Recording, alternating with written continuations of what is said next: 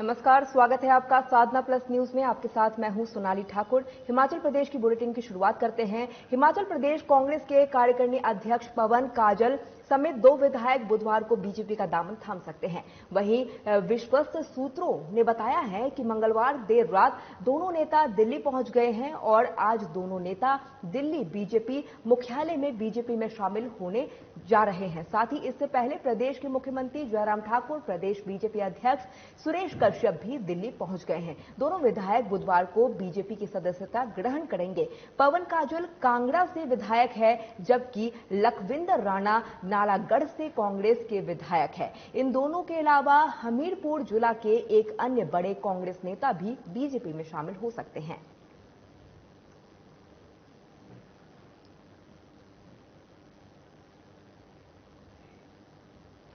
चलिए, वक्त छोटे से ब्रेक का हो गया है, जल्द होंगे हाजिर।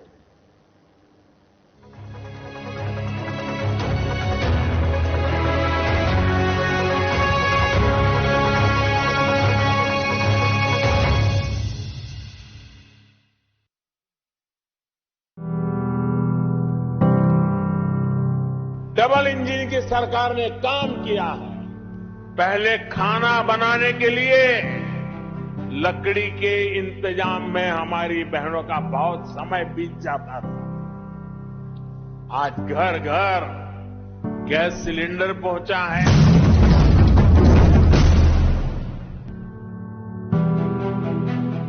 हिमाचल में डबल इंजन की सरकार से राज्य में बह रही विकास की बयार। केंद्र और राज्य सरकारों के साझा प्रयासों से हिमाचल बना देश का पहला एलपीजी युक्त और धुआं मुक्त राज्य। प्रधानमंत्री नरेंद्र मोदी की प्रेरणा और मुख्यमंत्री जयराम ठाकुर के संवेदनशील नेतृत्व का नतीजा है कि हिमाचल की महिलाओं के जीवन स्तर में बड़ा सुधार आया है। पहले माता बहनों को जंगल से लकड़ी लाकर चूल्हे पर खाना बनाने में बड़ी मुश्किलों का सामना करना पड़ता था।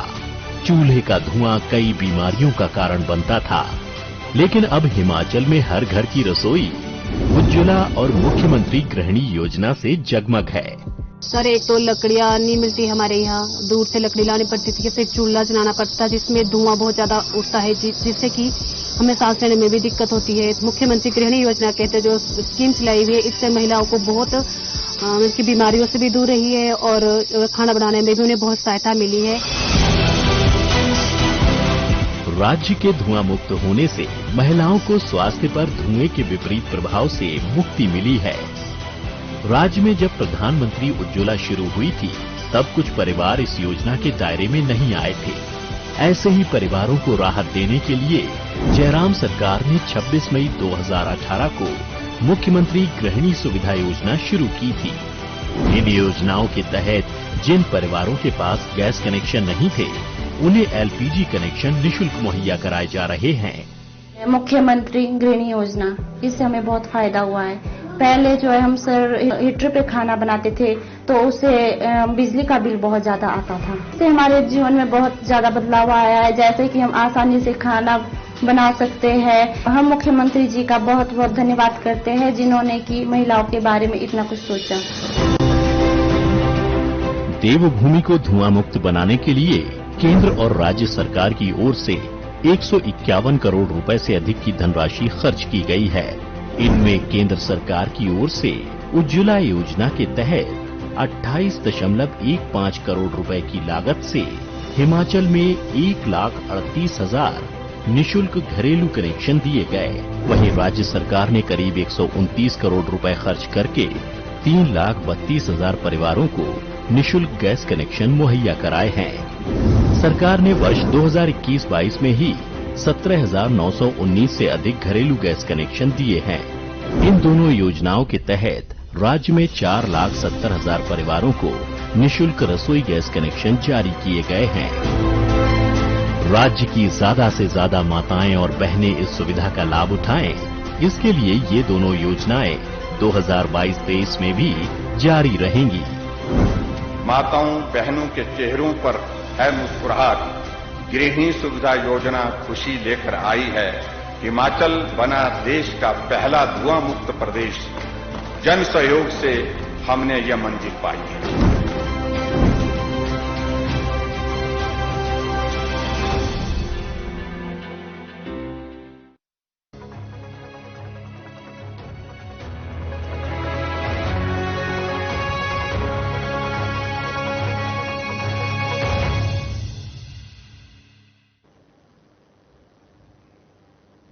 ब्रेक के बाद स्वागत है आपका। बिलासपुर में एक दिवसीय दौरे पर पहुंचे केंद्रीय सूचना प्रसारण एवं खेल मंत्री अनुराग ठाकुर ने उपायुक्त कार्यालय परिसर स्थित बचत भवन में जिला विकास समन्वय और साथ ही निगरानी कमेटी दिशा की बैठक ली है। वहीं इस बैठक में कैबिनेट मंत्री राजेंद्र गर्ग, बिलासपुर से विधायक सुभाष ठाकुर, झंडूता विधायक जीताराम कटवाल सहित विभिन्न विभागों के अधिकारी मौजूद रहे हैं। वहीं बैठक के दौरान अनुराग ठाकुर ने केंद्र की विभिन्न योजनाओं को लाभ धरातल पर लोगों को मिलने और साथ ही सांसद निधि के जरिए करवाए जा रहे विकास कार्यों का विस्तृत जानकारी दी है। वहीं अनुराग ठाकुर ने कहा है कि बैठक का उद्देश्य केंद्र सरकार की योजनाओं और कार्यक्रमों को सही ढंग से लागू करने और जनता का लाभ इस योजनाओं को कैसे मिले, इस पर चर्चा की गई है। साथ ही जो कमियां सामने आई है उन्हें दूर करने के निर्देश दिए गए हैं।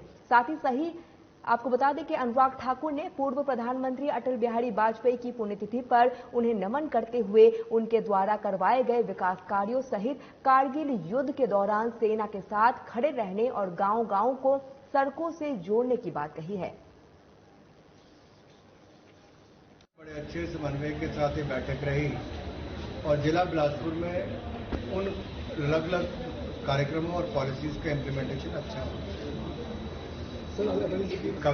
कवि भी थे, उच्च कोटि के वक्ता भी थे और स्टेट्समैन कहा जाए तो अटल जी एक ऐसे व्यक्ति थे जहां एक और जिन्होंने गांव-गांव से लेकर हाईवेज बनाने की शुरुआत देश में की, लाखों गांव को जोड़ने का काम किया और शिक्षा के क्षेत्र में जो शानदार शुरुआत की, हिमाचल जैसे राज्य में 12,000 कमरे उस समय निर्मित हुए 1998 से 2003 के बीच में। तो आप कल्पना कीजिए कि देश में कितने लाखों बने होंगे। चुनाव वर्ष नजदीक आते ही नेताओं ने लोगों की नर्क टटोलना शुरू कर दिया है। इसी कड़ी में पावटा साहिब और नाहन में बीजेपी के राष्ट्रीय अध्यक्ष जगत प्रकाश नड्डा लोगों को संबोधित करेंगे। दरअसल हिमाचल प्रदेश के अपने गठन के 75वें वर्ष पूरे होने पर प्रत्येक विधानसभा क्षेत्र में 75 कार्यक्रम आयोजित कर रहा है। वहीं 20 अगस्त को जिला सिरमौर में पावटा साहिब में सुबह 9 बजे, नाहन दोपहर 12 बजे हिमाचल गठन और आजादी के अमृत महोत्सव पर विशेष कार्यक्रम आयोजित किए जाएंगे। नाहन में पत्रकारों से बात करते हुए बीजेपी जिला अध्यक्ष विनय गुप्ता ने कहा है कि इन कार्यक्रमों में हिमाचल प्रदेश के मुख्यमंत्री जयराम ठाकुर और सांसद एवं बीजेपी के राष्ट्रीय अध्यक्ष जगत प्रकाश नड्डा शामिल होंगे। साथ ही इस कार्यक्रम के तहत बीजेपी के राष्ट्रीय अध्यक्ष जगत प्रकाश नड्डा का पावटा साहिब में पहला और नाहन में दूसरा कार्यक्रम होगा।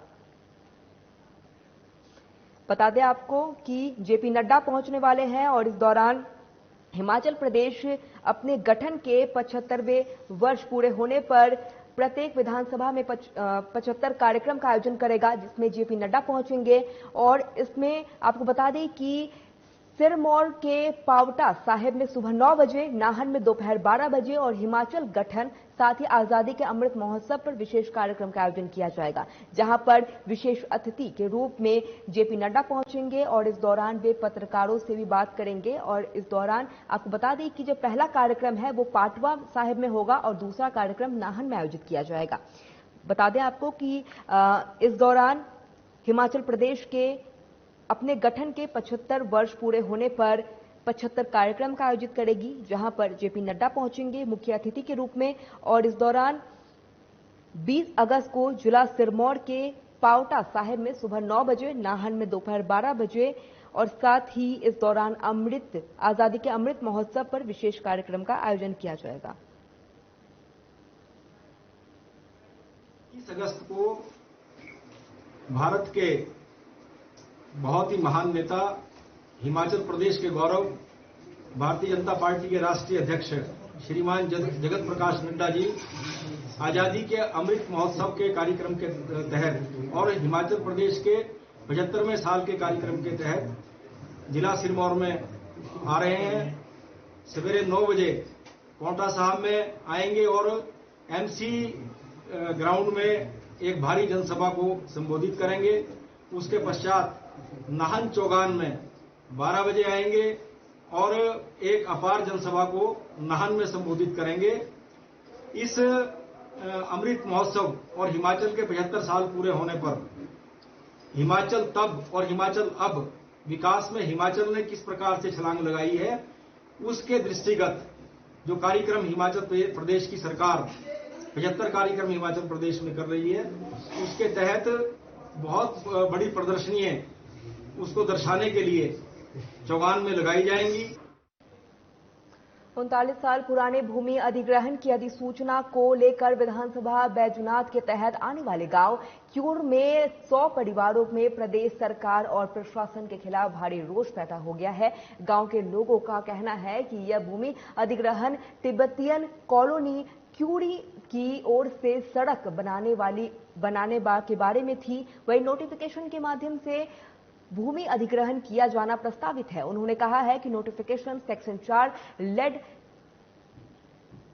एक्टिविजन एक्ट 1884 के माध्यम से हुई थी, जिसमें समय खसरा नंबर 43 में से यह भूमि अधिग्रहण करना प्रस्तावित है। वही गांव के लोगों का कहना है कि ना भूमि का अधिग्रहण किया गया और ना ही भूमि इंतकाल विभाग के नाम हो पाया है। साथ ही उन्होंने ये बात पर भी रोष प्रकट किया है और कई खसरा नंबर में भूमि की खरीद फरोख्त भी हुई है और समय के साथ यहां पर कई नई इमारतों का भी निर्माण हो चुका है। ऐसे में 39 सालों के बाद भी भूमि अधिग्रहण करना तक संगत नहीं हुआ है। वहीं बैजनाथ की क्योर चैंगान सड़क संघर्ष समिति के अध्यक्ष राज कपूर ने कहा है कि विभाग द्वारा अब इतने लंबे समय के बाद भूमि का अधिग्रहण किया जाता है तो इससे 100 परिवारों पर नए सिरे से विस्थापना का खेल शुरू हो जाएगा और सभी परिवार सड़कों पर आ जाएंगे।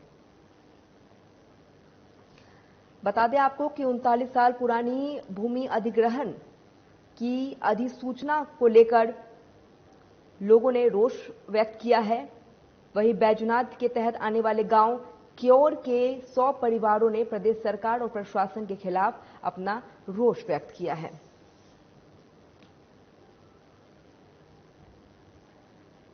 आज 39 साल के बाद एक जो इंतकाल है उसको करवाने की कोशिश करते हैं। हमारी दिक्कत क्या है? हमारी दिक्कत ये है कि जो नोटिफिकेशन 39 साल पहले हुई है उसके बाद जो है वो लैंड का जो यूज है वो चेंज हुआ है, क्योंकि जो मालिक थे वो बदले हैं, लैंड की जो मलकियत है वो बदली है, सेल हुई है, परचेज हुई है और बहुत सारी जो है वो वहां पे कंस्ट्रक्शन हुई है, कमर्शियल कंस्ट्रक्शन हुई है, रेजिडेंशियल कंस्ट्रक्शन हुई है। चलिए फिलहाल इस बुलेटिन में इतना ही। देखते रहिए साधना प्लस न्यूज। नमस्कार।